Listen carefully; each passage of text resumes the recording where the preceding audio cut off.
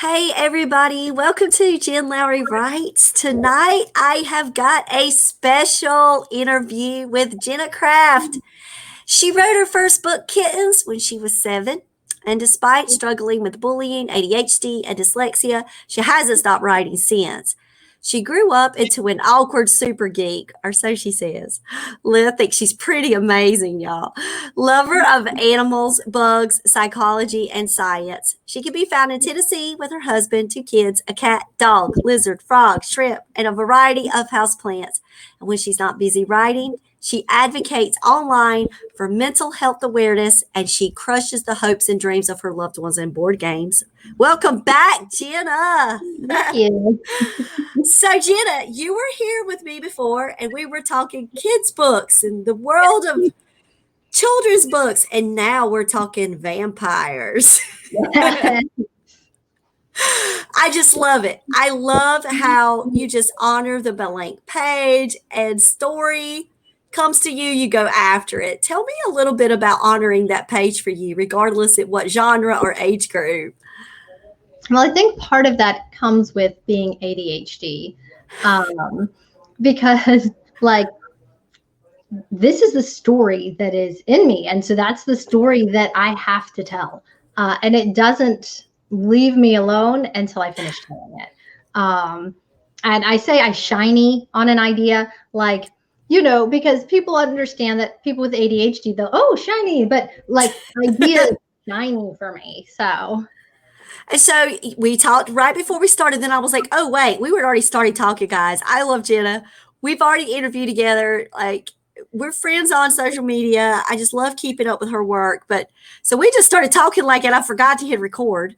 You were talking about your sequence of events with when you wrote Survivors and then took that hop in to that children's book project as a breakaway. So talk about when Survivors came to you. When did you first get the story for the Survivors? So, and I don't know if you can hear them in the background. I was just be quiet.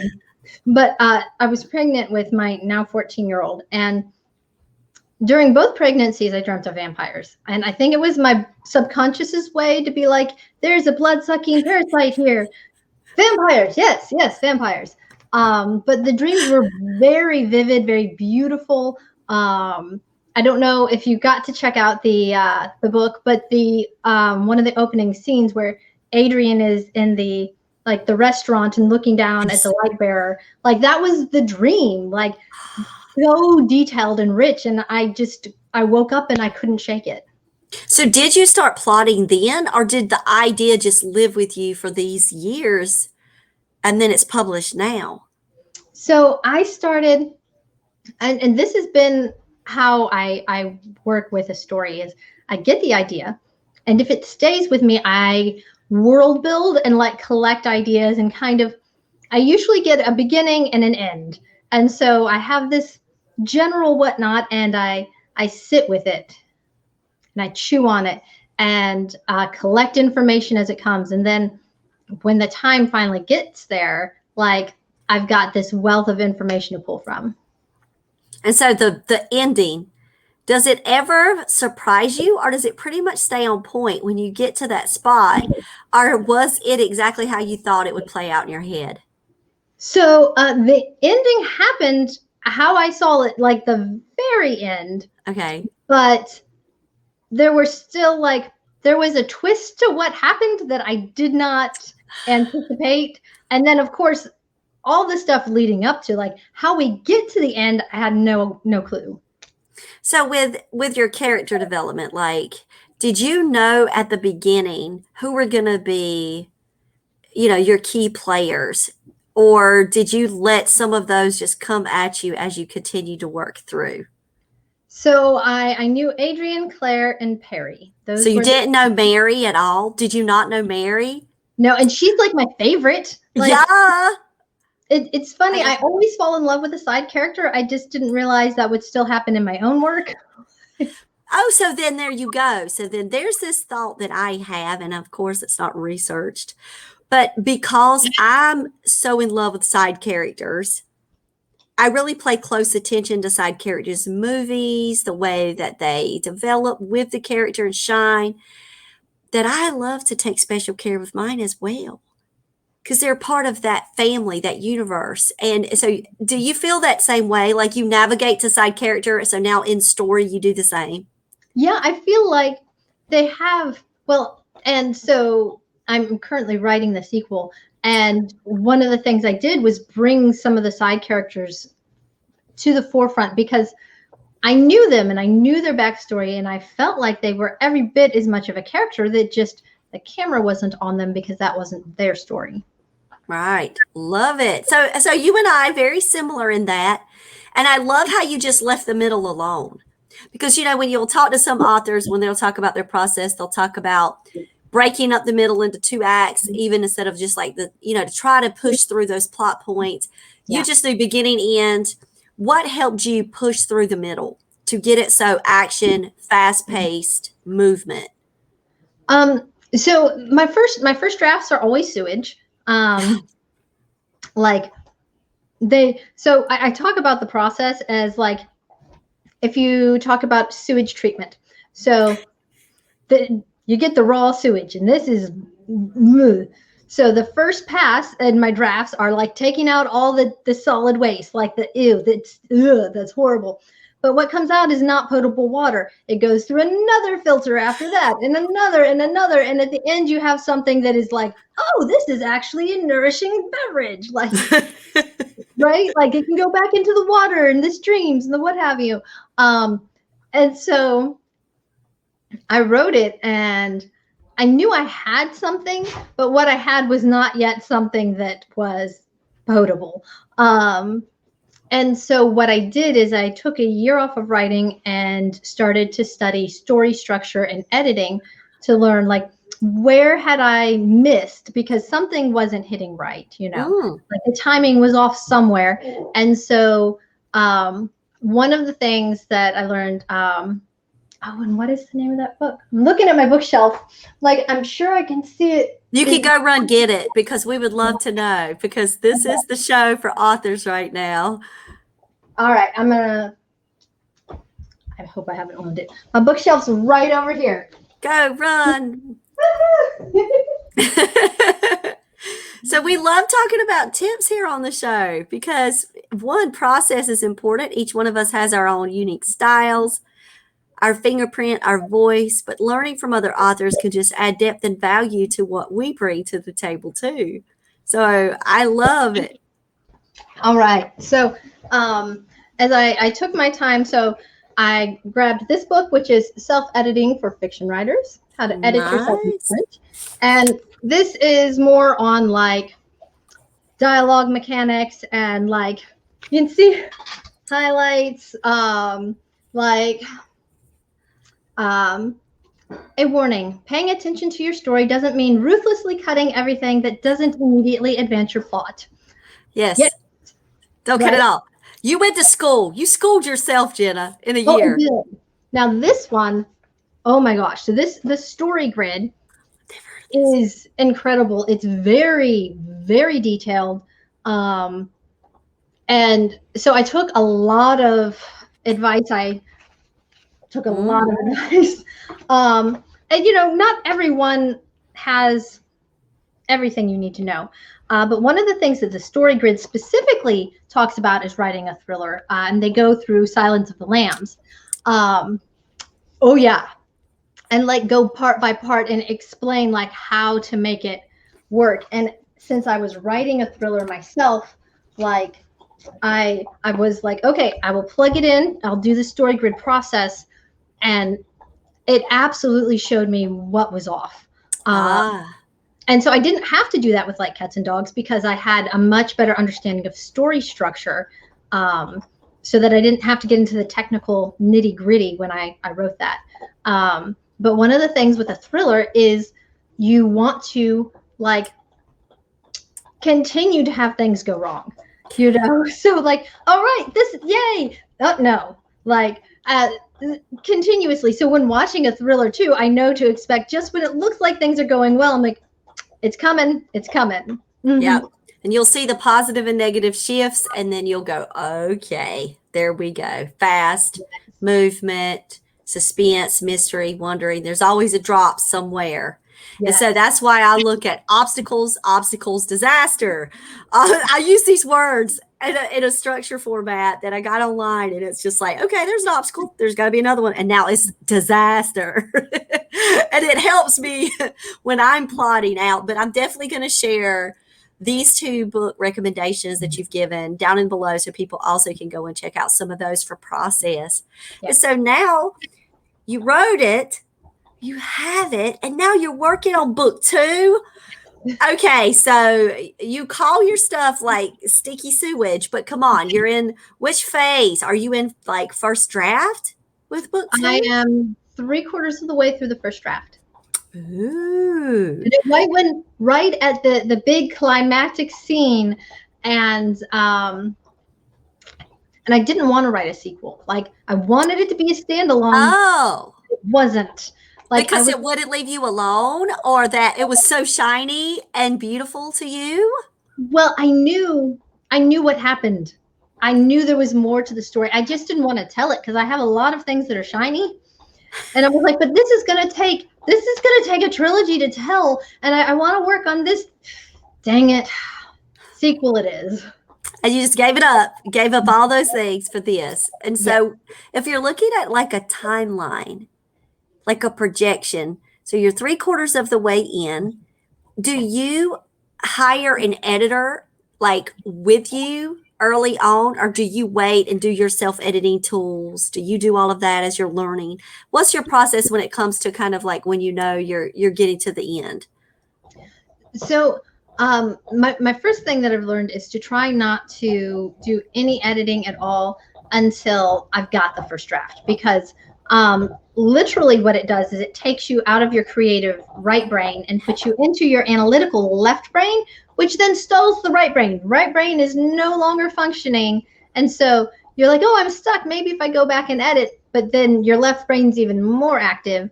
So I try to just write the first draft and then go back and engage the left brain. Yeah, I'm doing chapter a day. That's my method. And I just power all the way through till I make it.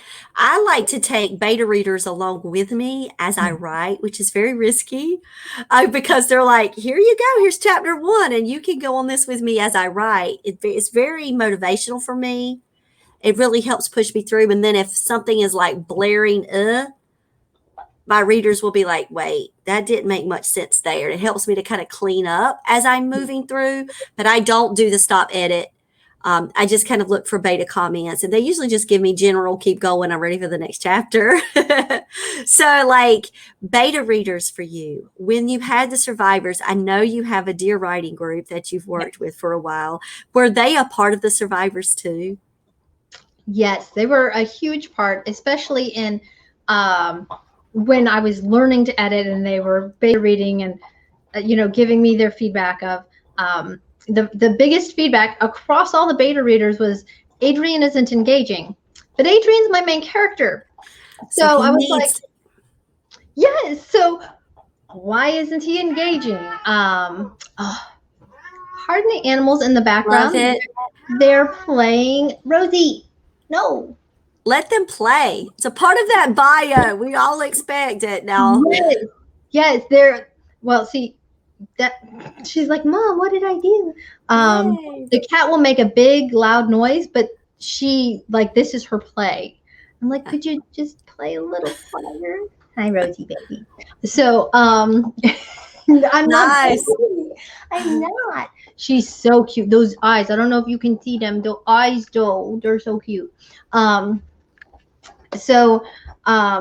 did a lot of study on that. One of my favorite resources is Writing Excuses, the podcast. Yes. And they talk about character likability and sliders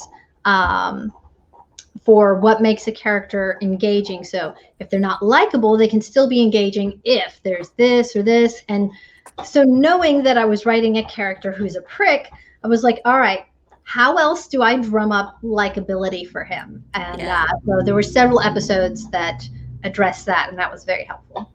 And the side characters help to highlight some of the goodness, right? Yes, yes, and actually giving him Italian words really like cinched his voice, because I knew he was cussing, but I was trying not to have swearing in my book. Like I didn't really swear, and I was like, but my character does, but people are going to be shocked and appalled. But it wasn't until I let him say what he said that he really came through.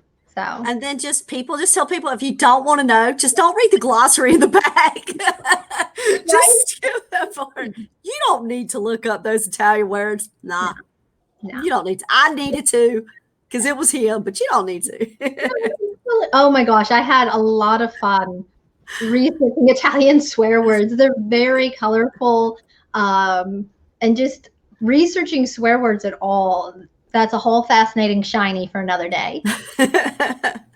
So now that you've got this under the works, so I really love how children's books are a part of your life. They're there to stay, aren't they, Jenna? Absolutely. Yeah. Absolutely. And now you've got the vampire world that you've built, like the rules and the survivor handbook. Like, did the rules come to you naturally, or did you sit down, make a list of them? Did you have those plotted out by chapter rules? How did you go about your rules? So the first, I don't know, dozen or so just presented themselves in the world building phase, because when I had the idea, what I wanted was a vampire that made sense. Like if this creature actually existed, this would be the logical like outcome of this creature existing in the world. And so I did a lot of thought about that. And so naturally there would be people who believed in said creature. And how would you live your life if you actually believed in vampires? What would change? And so the rules just came out of the idea that vampires are real. Come on, Sadie. There we go. She has buttons. I don't know if you've seen that where dogs are learning to communicate with buttons, but up. It's adorable and fun. Nice. So just the first dozen or so came about very naturally, and then I thought, okay, I'm gonna need to have one of these for every chapter, and then maybe one day I can like make that its own little like actually come out with the handbook, Right. Because That each would of be these that would be a really cool extension to the world for your Yes. readers, because I looked forward when I saw the new chapter heading. I looked forward to seeing the rule. Yes. Because I knew the rule was setting the stage for whatever was going to happen. So I loved how you started off the first line like that. Instead of just you gave it a title. Each chapter has its own title too. You just didn't do the number, but you had that rule right there. I was like, yeah, let's see what this one's going to be. Exactly. I had someone, they were halfway through the book when they were like, wait, do each of these rules get broken? Each of those rules gets tested.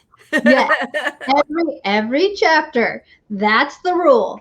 So yeah, it was really fun after the ones that came about organically, sitting there and going, okay, now I have to think about this a little more. What else? And so did you then write the chapter and then say, okay, what was the mess in here? And then what was the message, and find a rule? Yes. Yeah.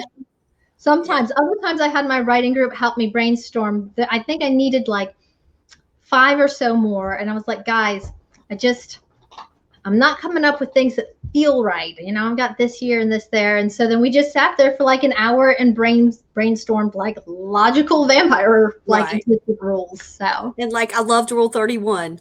Like I loved it. Like her final stamp. I'm like, man, yeah, I mean, just the whole world building alone. Like even the part where you described about the water and the currents and like the misconception of what would happen with vampires around water. Like I was like, she has thought it all out, plotted this world building, superb, just so well done. Like just the mansion, the hierarchy, the human resources, the research and development. I'm sorry, but I laughed. I know that was probably not a funny thing, but I was like, just imagining, research and development, and like people who are out there checking like social media to see if there's like ticks going on with like how many ticks are they getting for this amount of times people are mentioning their species, their kind.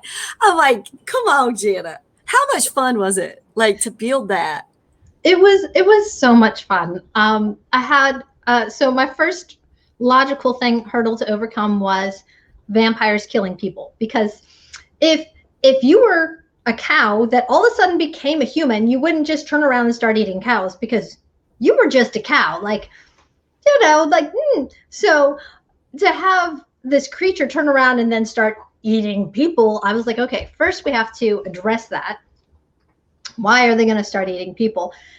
And then from there, the whole hierarchy, the structure of like having research and development, like, and human relations, like human resources department. Yes. I was rolling because I was just imagining like a business, business suit, like business, like running as business as usual. And let's have this board meeting right now. But now we're going to torture you if you don't do things right. Like, I'm not giving spoiler alerts, but like, if you didn't catch this, there are consequences, and it's not just like a warning in your file. Let's just say. Yes, absolutely. Well, and that was another like logical thing. You have these overpowered beings. There's going to have to be overpowered consequences to keep things running smoothly, because, I mean, what is to keep them in line if not for? Yes. And so that's where your world is just one imaginative. It is truly a creative place to live within your words. So as a reader, the enjoyment is there, but the structure and the time and the care that you took was evident. And so it all, even though vampires don't exist, you've created a world whereas if they did, it's realistic, it's believable, and as a reader, you buy into it. And it softens it up, and because it gives you this parallel view of like what would it be like to live side by side, and then how extreme would that be? I'm just saying, Jenna, love it, love your work. I do appreciate that. It's like I had a lot more anxiety with this than Like Cats and Dogs, which I published first, but I was like very confident that Like Cats and Dogs is funny and adorable, and like people are going to enjoy it. This, like, I had worked on for 10 years, not writing worked on, but like world building, gathering the information. And so I was so nervous, like putting it out there, because I'm like, what if this thing that I worked on for 10 years doesn't actually stand up? So it's there. Thank you. It's there. And it's standing. I'm very proud. And I'm so thankful that I had an opportunity to read it. And now that I know book 2 is coming. Yes. So after book 2, you said you have all of these other little projects. Do you have a brainstorming list of projects? Do you keep them down, or do you just wait to see what maybe will come at you later? So I have a file, but the ones that get written are the ones that don't leave me alone. So I have several that I am currently like world building, this, passively world building, like I did with the survivors and Like Cats and Dogs, gathering information about. So one of the ones that I want to write, very excited about writing, is a I don't know if you put it YA or middle grade, because it's like 12. Middle grade. Yeah. Thank you. So it's a middle grade. It's about a 12-year-old boy whose mom has bipolar disorder. And I really wanted to neither sugarcoat the disorder nor add stigma to it, and show, like, from his perspective, his journey of living with his mom in a very unique experience. And so I got the idea. And so the key image for me was him lying in bed. And I don't know if you have like wood paneling or wood doors, and you ever just look at it and you see little seams in the wood doors? Yes. So him like laying there and he's got the little creatures of the wood doors and like, coming up with his imaginings, and then he has to move and like losing this little family. And so that was like the scene, the idea that started it all. Mm-hmm. And because I want to do it justice, I've spent years where I've in several like support groups and just bipolar awareness groups where I just like I don't interact. I just see the things that they struggle with, listen to them talk about like their struggles with medication and their struggles with mania and depression and everything in between. And so that I can write a more reliable representation for them, one that is realistic and hopeful. And especially because in mental health spaces, parenting, people get they really come onto the attack for people who have mental health issues and are parents. But that's not because it's not doable. It's because people on the outside don't see how it can be done. So I really wanted to like do that and do it well. And so that I have it written down, but I don't need to because it's always something in the back of my head where I'm just kind of thinking about how I'm going to work this out. And I know that when the time comes and you are in front of that blank page, you will honor it with grace. You will honor it with dignity, and it will be a beautiful, thoughtful, challenging, lovely story. Because you have that way with words. You have that gift. And so I just want to say, continue to be that way when you approach those stories, and they will have their places to stand. So the words will stand for you. They'll do all, you do the work now, they'll do all the work later. And then you'll look back and say, that was once a shiny thing, and now it can light the world. Thank you. That's really, how I believe it.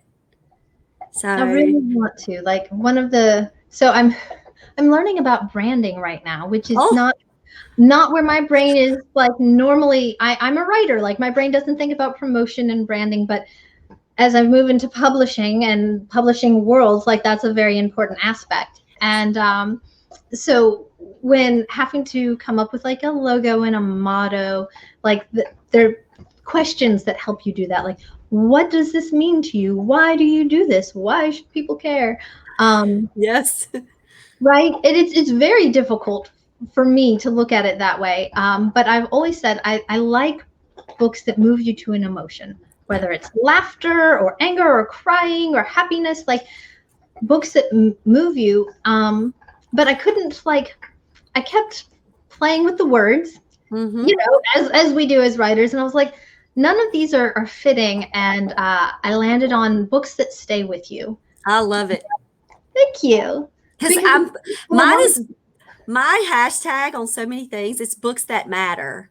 Yes. And that's my logo. That's part of my publishing company. It's just talking about books that matter, sharing those out in the middle grades and YA spaces, because that's where, I write in multiple genres and age groups, that, adult all the way, but my heart is with middle grade and YA. And so that's books that matter are really important for those age groups. Very much so. And so, yeah, I was like chasing shinies to light the world. Oh, like, there you go. There's your Yes, that's a great one, actually. I was thinking of that one. I love it.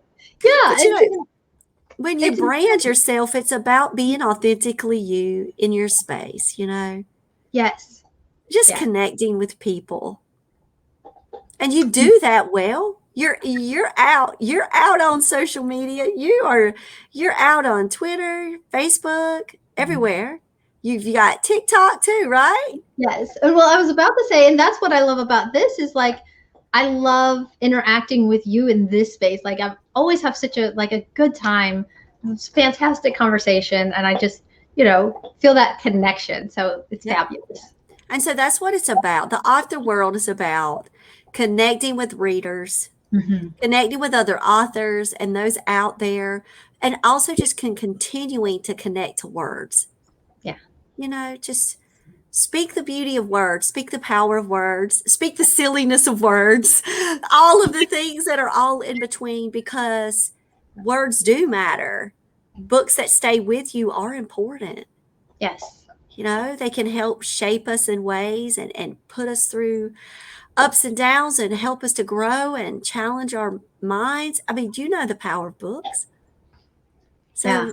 So, what we just need to do is just to continue to share that love out there. So, what is branding? Branding is love of words. Branding is connecting with people. And Yeah. when you're just you're there, you're out. People will appreciate that. They'll appreciate that presence. I think we could read every book in the world about branding and marketing and the ins and outs, but everything I've ever heard is just be there, Yeah. listen. And you've already been doing that. Like, you listen very well. You said that you've been doing a lot of the research behind the scenes, and, listen to readers, listen to the industry, and then speak back. You've got it. You've got And it. It's just so many hats that we wear as authors. yes. Like So you many. said, like if we could just write books, what would that feel like? Man, let us just write. But it's just so much more than that. But each one we count for joy, because that is the way that people can get a book that matters, or that is the way that a person can have a book to hold on to. Yeah. And so it's all for joy, even though it's all new and it seems far reaching. Same way with what you did with the story grid, the same way you did with the self-editing books. Like, so many resources are out there for us authors. Yes. And it's difficult. Like, I did not want to have to sit there and teach myself this, but what I want to do is to be able to tell a story and have it I want to build this world for someone to step into and to be like, well, this is a part of that. Whether it's my favorite part of it or not, this is a part of doing that. Yes. And so each time you do a book, write a book, experience words, read words, you grow and you learn and you continue to develop. And that's the beauty of what we do. Yeah. It's just the blank page it's just this unknown that we get to shape and craft and move as we move. I'd craft that last name. I mean, come on. There you go, branding that. I'm just so super excited for your future and everything that's in store for you. I can't wait to read more books. Hooray. If you need a beta reader, you know where to find me. Excellent. I will definitely take you up on that. Beta readers are invaluable. Yes. So I just want to say last words of wisdom from Jenna tonight. What you got for us, Jenna? Last words. Oh, just right. Just right. Like everything else can be done in post. Like, just right. You can fix it later. Just do it now. Hey, hooray. Jenna, how can we connect with you online? I've got you. Tell everybody how they can get you. Excellent. So you can find me at JeKraft with KRAFT.com. And I'm currently working on the second edition for both Like Cats and Dogs and The Survivors. So if you are interested in either of those, go down and sign up for the mailing list. I'll be sending out a mailer when those are available for their second edition. If you've already read them, by all means, leave me a shout out in the reviews. I am on Twitter and Instagram, JeKraft and JeKraft Books, and your TikTok. Yes. So my TikTok is in the mental health sphere, so I don't talk about writing on that. Okay. I do, but just not. How can you not talk about writing? Like, everything comes back to it. Like, everything comes back to it. So yeah, JeKraft, and I'm on and Facebook. I am on all the places. You can look me up, interact with me, like definitely shoot me a message. I'm there for it. All right, Jenna, thank you so much for hanging out with me tonight. And I hope we could schedule this. Like when we talked before, we were like, okay, we got to get together again just as a checkup. I just love checking in with you. Just such positive radiance. You bring joy to me when I'm with you. And I just want to thank you so much for hanging out. And hey, in a couple of months, let's check back in and just say, what's up? How's the progress going? And we can just keep having these conversations because you are a wealth of knowledge. So thanks from all of my listeners to you too, Jenna. So have a good night. You too. Bye, guys. Bye.